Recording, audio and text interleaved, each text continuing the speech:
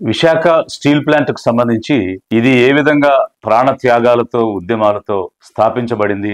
అప్పటి ప్రధాని శ్రీమతి ఇందిరా గాంధీ గారి చేతుల మీదుగా ఫస్ట్ షోర్ బేస్డ్ స్టీల్ ప్లాంట్ గా మొట్టమొదట ISO 9000 2009 సాధించినటువంటి స్టీల్ ప్లాంట్ గా నవరత్న కంపెనీగా RINL లో విరాజిల్లినటువంటి విషయం.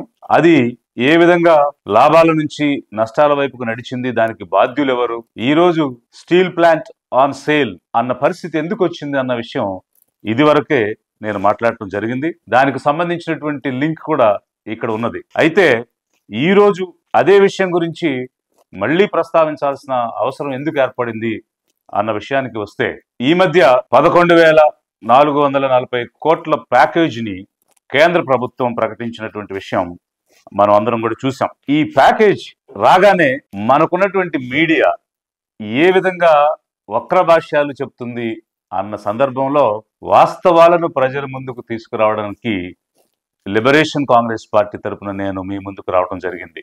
ఎందుకంటే రాజ్యాంగం రైట్ టు ఇన్ఫర్మేషన్ అని ఒక హక్కుని ప్రజలకు ప్రసాదించింది.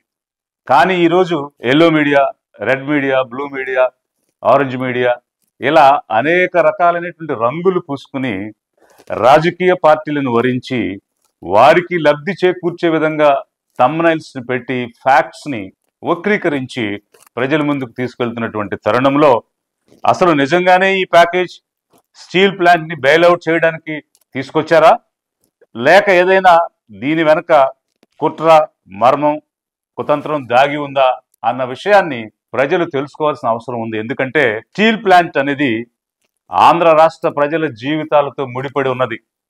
ఇంచుమించు 30,000 మంది పైగా కార్మికులు నేరుగా, 1,00,000 మంది పైగా కుటుంబాలు పరోక్షంగా ఈ ప్లాంట్ మీద ఆధారపడి జీవిస్తున్న తరుణంలో ఈ ప్యాకేజ్ ఎటువైపు దారి తీయటానికి వచ్చింది అన్న విషయం మనం అందరం కూడా తెలుసుకోవాలి. మరి ఈ 11,400 సుమారు కోట్ల ప్యాకేజ్ ఏమిటి అంటే, గతంలో ఇంచుమించు 1,600 ప్రకటించారు. ఇప్పుడు వాస్తవంగా ప్రధానమంత్రి గారు 9,800 కోట్ల గురించే మాట్లాడారు. అంటే రెండు కలిపి 11,400 కోట్లు అయితే ఇది దేనికి?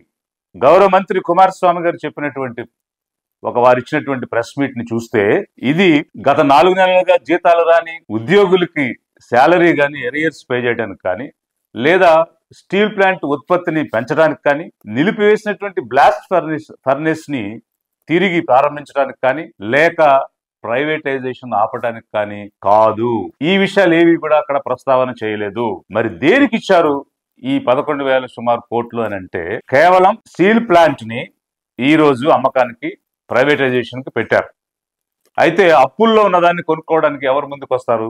లాభాల్లో ఉన్న LIC లాంటి పబ్లిక్ సెక్టర్ యూనిట్స్ ని అమ్ముతామంటే ఎవరైనా ఎగబడి కొనుక్కోవడానికి ప్రయత్నం చేస్తారు. అయితే ఇప్పటికే అప్పుల్లో ఉన్నటువంటి ఈ ప్లాంట్ ని, అప్పుల్లోకి నెట్టివేసినటువంటి ఈ ప్లాంట్ ని అమ్మడానికి సేల్కి పెడితే ముందుకు రాని తరుణంలో బిజినెస్ లైన్లో ఒక కథనం వచ్చింది. జపాన్ కంపెనీస్ తోటి మాట్లాడి వాళ్ళను ఒప్పించి అప్పు తీరుస్తాము ముందు, తర్వాత మీరు మోడర్నైజేషన్ అనేటువంటి సాకుతో ఈ ప్లాంట్లో ప్రవేశించండి అని తెర వెనుక జరిగినటువంటి మంతనాల ద్వారా ఈరోజు డెట్ రీస్ట్రక్చరింగ్ అనేటువంటి పేరుతో ఈ 11,400 కోట్లు ఇస్తున్నట్టుగా కేంద్రం ప్రకటించింది. కానీ మేము ప్రైవేటైజేషన్ ఆపేస్తున్నాము, అమ్మకం ఆపేస్తున్నాము అనేటువంటి ఒక కేటగారికల్ స్టేట్మెంట్ కానీ, ఒక స్పష్టమైనటువంటి ప్రణాళిక కానీ ఇవ్వలేదు. ఇది మనందరం కూడా గమనించాలి. ఎందుకనంటే ఇది ఒక తలమానికం. ఆంధ్ర రాష్ట్ర ప్రజలకు వారి యొక్క జీవితాలతో ముడిపడి ఉన్నటువంటి అంశాన్ని ఒక ఆటగా వారికి నచ్చినట్టుగా కేంద్రం ఆడుతూ ఉందనంటే, ఎందుకు ఈ విధంగా ఆంధ్ర రాష్ట్ర ప్రజలపై వివక్ష చూపిస్తుంది కేంద్ర ప్రభుత్వం, బీజేపీ ప్రభుత్వం? ఇది మనందరం కూడా చూడాల్సినటువంటి అంశం. ఇక్కడ ఇప్పుడు ఇచ్చినటువంటి ప్యాకేజ్ ప్రైవేటైజేషన్ ఆపడానికి కాదనేటువంటిది స్పష్టమవుతుంది.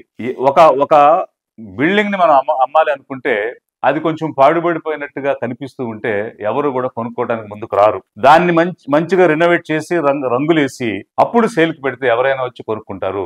అదే పరిస్థితి ఈ స్టీల్ ప్లాంట్ ని అమ్మడానికి కేంద్రం చేస్తుంది అనిపిస్తుంది ఈ ప్యాకేజ్ చూస్తే. అంటే అప్పులు లేని ప్లాంట్ ని అమ్ముతామని అంటే ఏ దేశం నుంచైనా, ఏ కంపెనీ అయినా వస్తుంది.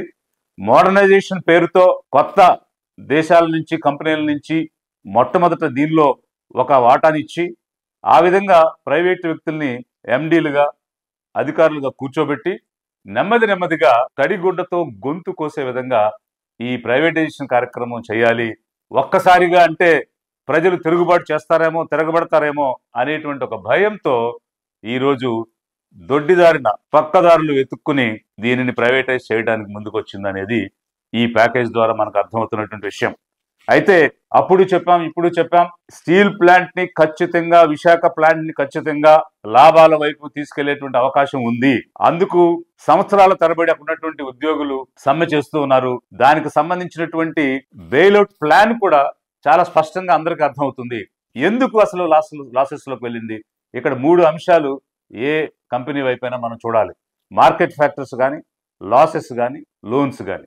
ఈరోజు మార్కెట్లో కాంపిటేటివ్ ప్రైస్ లో ఎందుకు స్టీల్ ప్లాంట్ ప్రొడక్ట్స్ ని అమ్మలేకపోతుందంటే ప్రధాన కారణం సొంత మైన్ లేకపోవటం, ఓన్ మైన్ అనేది లేకపోవటం. టాటా స్టీల్ ప్లాంట్స్ ఉన్నాయి, సెయిల్ నడుపుతున్నటువంటి బిలాయ్ కానీ, రూర్కెలా కానీ, దుర్గాపూర్ కానీ, అసన్సాల్ కానీ, బొకోరో కానీ, సేలం స్టెయిన్లెస్ స్టీల్ ప్లాంట్ కానీ, వీటన్నిటికీ కూడా సొంత మైన్స్ ప్రభుత్వం ఇచ్చింది. గతంలో బయలడిల్లా మైన్ నుంచి ఐరన్ మనం జపాన్కి ఎక్స్పోర్ట్ చేశాం. ఎలా చేశామంటే రైల్వే లైన్ వేసి విశాఖ పోర్టు ద్వారా దాన్ని ఎక్స్పోర్ట్ చేయడం జరిగింది. అంటే రెడీమేడ్గా మైన్స్ ఉన్నాయి, రెడీమేడ్గా ఎలక్ట్రిక్ ట్రాక్షన్ ఉన్నటువంటి రైల్వే లైన్ బయలడిల్లా నుంచి విశాఖపట్నానికి ఉంది. ఆ మైన్ అలొకేట్ చేయండి. మైన్ అలొకేట్ చేస్తే రా మెటీరియల్ స్టీల్ ప్లాంట్ తెచ్చుకుని ప్రొడక్ట్ తీసుకురావడానికి అవకాశం ఉంటుంది. ప్రైవేట్ కంపెనీలతో సహా 1500 మెట్రిక్ టన్నుకి రా మెటీరియల్ కొంటుంటే 7,000 రూపాయలకి Visakha steel plant raw material కొనాల్సి వస్తుంది. మరి 5 రెట్లు ఎక్కువ రా మెటీరియల్కే స్పెండ్ చేస్తే ఏ విధంగా ప్రొడక్ట్ ని మార్కెట్లో అమ్మగలుగుతుంది? ఇది తెలిసి కూడా కేంద్ర ప్రభుత్వం స్పందించకుండా, దాని వైపు అడుగులు వేయకుండా ప్రైవేటైజ్ చేయాలి, అమ్మాలి అని ఒక నిర్ణయం తీసుకుని దానికి కట్టుబడి ముందుకెళ్ళిపోతుంది తప్ప ఆంధ్ర రాష్ట్ర ప్రజలు ఏమి కోరుకుంటున్నారు, వాళ్ళ మనోభావాలు ఏ విధంగా ఉన్నాయి, వారి మనోభావాలు దెబ్బతినకుండా మొన్న వచ్చినటువంటి హోమ్ మినిస్టర్ ఇది సెంటిమెంట్ అని మాట్లాడుతూ ఉన్నారు. మరి సెంటిమెంట్ అని మాట్లాడినప్పుడు ఆ సెంటిమెంట్కి మీరు విలువ ఇవ్వాలి కదా. ఇవ్వకుండా దీన్ని అమ్మాలనేటువంటి ప్రయత్నం జరుగుతుంది. అందుకే దీన్ని బెయిల్అవుట్ చేయాలి అని అంటే మొట్టమొదట మైన్ కేటాయించాలి. ఆ తరువాత లాభాలలో ఉన్నటువంటి సెయిల్తో ఈ విశాఖ ప్లాంట్ని మెర్జ్ చేయాలి. ఎందుకంటే ఇప్పటికే వారి దగ్గర ఉన్నటువంటి 5 ప్లాంట్స్ని కూడా బాగా నడుపుతున్నారు. ఒకనొక సమయంలో నవరత్నగా ఉన్నటువంటి ఈ RINLని ఈ రోజు సెయిల్తో మెర్జ్ చేయమని కోరుతా ఉన్నాం. ఎందుకు కోరుతున్నామంటే బ్యాంకులు లాస్ మేకింగ్ చేస్తున్నప్పుడు ఆ బ్యాంకుల్ని రీస్ట్రక్చరింగ్ చేసి కొన్ని బ్యాంకులతో మెర్జ్ చేయడం జరిగింది. మరి అదే ప్రభుత్వం అదే చర్య బ్యాంకుల విషయంలో తీసుకున్నప్పుడు స్టీల్ ప్లాంట్ విషయంలో ఎందుకు తీసుకోకూడదు?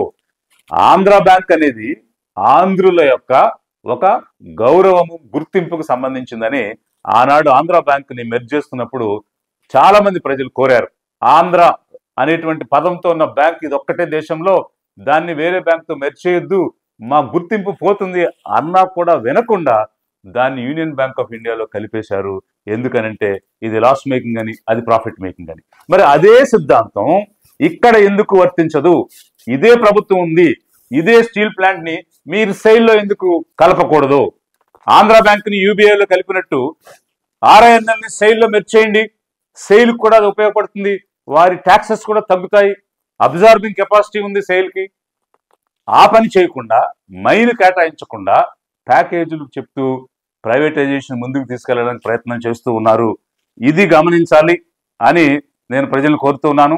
ఎన్నికలకు ముందు అనేక హామీలు ఇచ్చారు. ప్రాణత్యాగాలైనా సరే చేసి మేము స్టీల్ ప్లాంట్ నిలబెడతామని చెప్పారు. మరి ప్రధాని విశాఖపట్నం వచ్చిన రోజు ముఖ్యమంత్రి గారి చంద్రబాబు నాయుడు గారు కానీ, పవన్ కళ్యాణ్ గారు కానీ వారు మాట్లాడినప్పుడు వారు ఇచ్చినటువంటి ప్రసంగంలో స్టీల్ ప్లాంట్ ఇక్కడే ఉంది, ఎట్టి పరిస్థితుల్లోనూ దీన్ని ప్రైవేటైజ్ చేయకూడదు, దీనిని కొనసాగించాలి పబ్లిక్ సెక్టర్లోనే, అందుకు మీరు మైన్స్ ఇవ్వండి లేకపోతే సెయిల్లో మెర్జ్ చేయండి అనే అంశాలను ఎందుకు మీరు ప్రస్తావించలేదు? అవకాశం వచ్చింది. 164 సీట్లు ఎమ్మెల్యేలు ఉన్నారు, అలాగే ఎంపీలు ఉన్నారు. ఈ పార్టీల మీద ఆధారపడి బీజేపీ ప్రభుత్వం ఎన్డీఏ కేంద్రంలో నడుస్తుంది. ఇంతకు మించిన సువర్ణ అవకాశం వస్తుందా? అయినా కూడా మీరు ఇచ్చిన మాట నిలబెట్టుకోవడానికి ఎందుకు ప్రయత్నం చేయడం లేదు? మరి సెయిల్తో మెర్జ్ చేసి దీన్ని నిలబెట్టాల్సింది పోయి ఉక్కు సంకల్పం, ఉక్కుకి ఊపిరి పోసాం, ఇట్లాంటి థంబ్నెయిల్స్ పెట్టుకుని మీరు ప్రచారం చేస్తూ ఉన్నారు. అప్పులు పాలు అయితే అమ్మేసుకుంటామా? మరి అలా అయితే ఈరోజు 6 నెలల్లోనే 1,00,000 కోట్లకు పైగా ఆంధ్ర రాష్ట్ర ప్రభుత్వం మీరు వచ్చిన తర్వాత కూటమి ప్రభుత్వం అప్పులు చేసింది. మరి ఆంధ్ర రాష్ట్రాన్ని అమ్మేస్తారా? అప్పులు ఉన్నటువంటివన్నీ అమ్మేసుకుంటామా? దానికి వెసులుబాటు మార్గాలు లేవా? బెయిల్అవుట్ ప్లాన్స్ లేవా? బెయిల్అవుట్ ప్లాన్ ఇక్కడ స్పష్టంగా ఉంది స్టీల్ ప్లాంట్ కి. ఆ బెయిల్అవుట్ ప్లాన్ ప్రకారంగా మీరు ఒత్తిడి చేసి మీకు దొరికిన సువర్ణ అవకాశం ప్రజలు ఇచ్చిన దాన్ని వాడుకుని బీజేపీ గాని, జేఎస్పీ గాని, టీడీపీ గాని విశాఖ ఉక్కుని కాపాడాల్సినటువంటి బాధ్యత ఈ రోజు మీ మీద ఉందని లిబరేషన్ కాంగ్రెస్ పార్టీ డిమాండ్ చేస్తుంది. దీని ప్రైవేటైజేషన్ ఆపాలి, ఆంధ్రుల కోసం దీన్ని పబ్లిక్ సెక్టర్ గా నిలబెట్టాలని డిమాండ్ చేస్తుంది.